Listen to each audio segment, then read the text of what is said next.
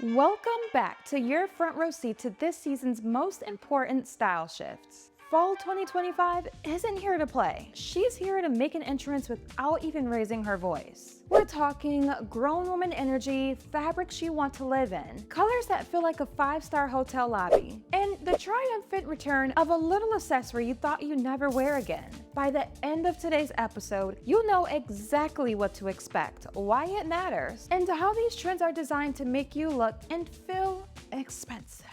The overall mood, quiet confidence. The kind of style that says, I'm in charge of my time and my life, without looking like you hired a stylist just for brunch. Across New York, Paris, and Milan, silhouettes are maturing. Long line coats, belted, structured, and double-breasted, creating an elongated frame that reads powerful but effortless. Next, we have their wide leg and pleated trousers, but with movement and flow, proving that comfort and authority can coexist. And of course, we have our midi and T-length skirts, tailored at the waist, falling just below the knee for that perfect balance of conservative and alluring. Next, we have our blazers with structured shoulders, and they really echo Saint Laurent's archival power shapes. Even casual pieces are following the grown silhouette rule. Bomber jackets are longer, cardigans have cleaner lines, and oversized knits are more architectural than slouchy. This is fashion with intent, and this is exactly what I mean when I say 2025 is all about intentional fashion. These aren't pieces that you wear once and forget about. They're built to anchor your wardrobe and carry you through season after season. This fall is all about wearing your wealth without saying a word. And baby, texture is doing the heavy lifting. Okay, let's talk about tweed. Yes, it's back, but forget dated Chanel. We're talking crop jackets with leather piping, pencil skirts in unexpected colors, and sleeveless tweed vests worn over turtlenecks. We're definitely going to be seeing a lot of buttery leather, soft, matte, and sophisticated. Ferragamo already sent it down the runway, and caramel trenches and chocolate brown midi skirts. We're also going to see tons of lightweight velvets and jewel tones for evening wear. Oh my gosh, at Gucci, a sapphire velted suit look both decadent and modern. We're also going to be seeing a lot of sculptural knitwear, ribbed sweaters with asymmetrical hems or exaggerated sleeves. Proenza Schuler gave us knit dresses that look like they were engineered, not knitted. And let's not forget, jewelry embracing texture too? Okay, let me break it down for you.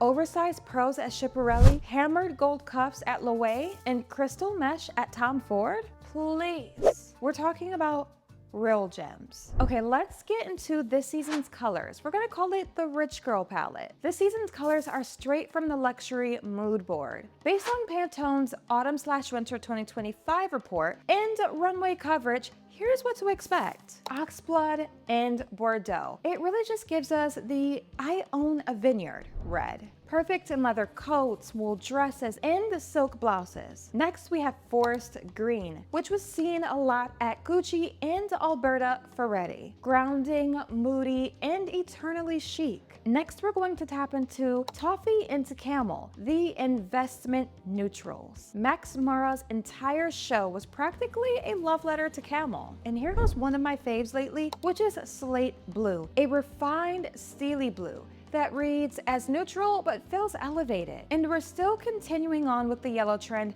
with burnt butter yellow. It's warm without being loud, particularly gorgeous in knits and outerwear. Ugh.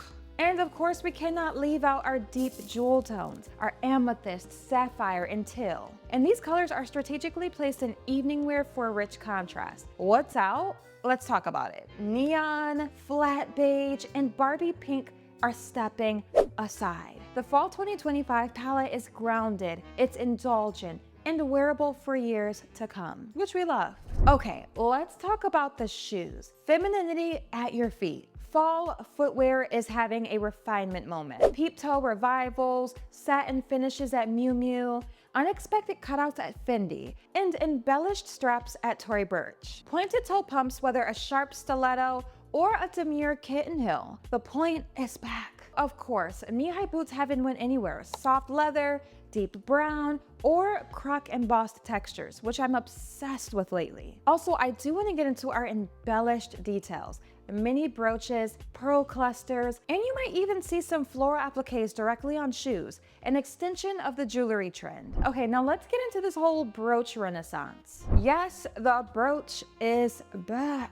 And she's had a glow up. This isn't a tiny gold pin your grandmother wore to church. This is a statement-making jewelry that doubles as personal branding. Miu Miu pinned oversized crystal flowers to coat lapels. Tory Burch used pins to secure knit scarves. And Tom Ford placed brooches on belts for a high-low twist. The thing about brooches today is there is a lot more modern placement, not just lapels. Brooches are appearing on handbags, hats, belts, and even as a hair accessory. Some may ask, why now? Why in 2025? Well, the brooch revival fits into the personalization movement. Every woman's is different, and it instantly tells a story. It's accessory meets heirloom meets conversation starter. And while we're dressing up our accessories, can we talk about scarves? This fall, scarves aren't just keeping you warm, they're a styling weapon. On the fall 2025 runways, we saw silk squares knotted at the shoulder over blazers at Tory Burch, wool wraps cinched with belt at Ferragamo, and scarves draped asymmetrically like jewelry at Miu Miu. And guess what? Some of them were paired with, you guessed it,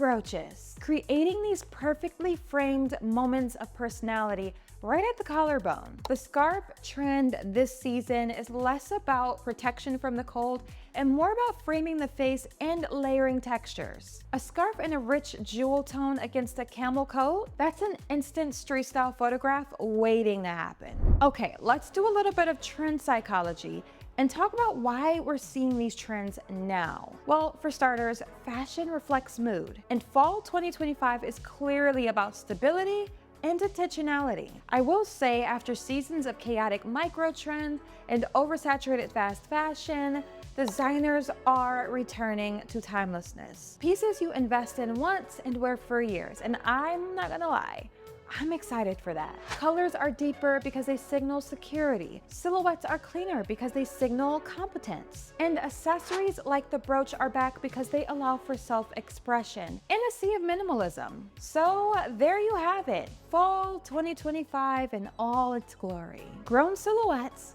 tactile textures, and rich colors, and accessories with a point of view. This isn't fast fashion season. This is your season.